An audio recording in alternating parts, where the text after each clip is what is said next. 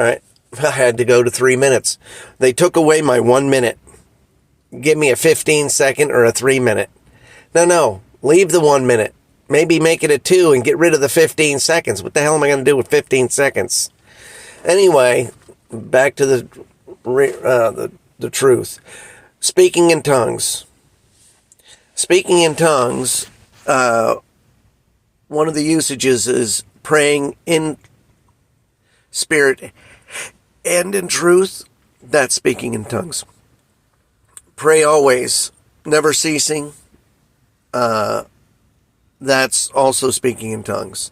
You're not going to be praying while you're trying to do things because you'll be double-minded. But you can speak in tongues and not think about it. You know, go in and do your thing. So, and you can speak in tongues anywhere, under your breath.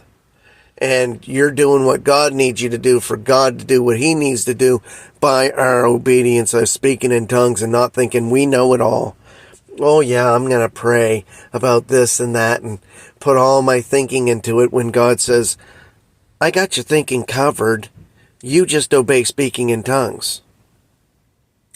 But see, the religious have no clue of this.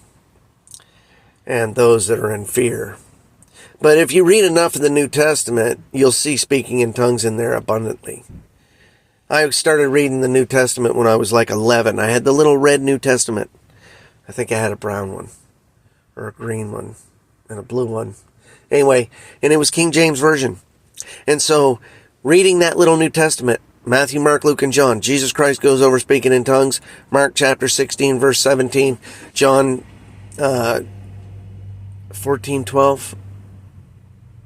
John 10:10.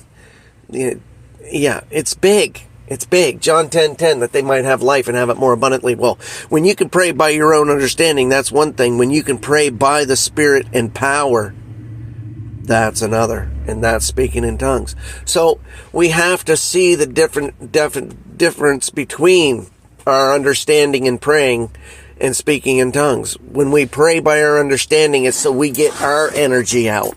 When we speak in tongues, we're believing for the energy of God to be manifested, for God to speak through us, through that speaking in tongues, or speaking in tongues for God, for it to be that perfect prayer, gives thanks well. The only true way to say Jesus is Lord, 1 Corinthians 12:3, and all the rest.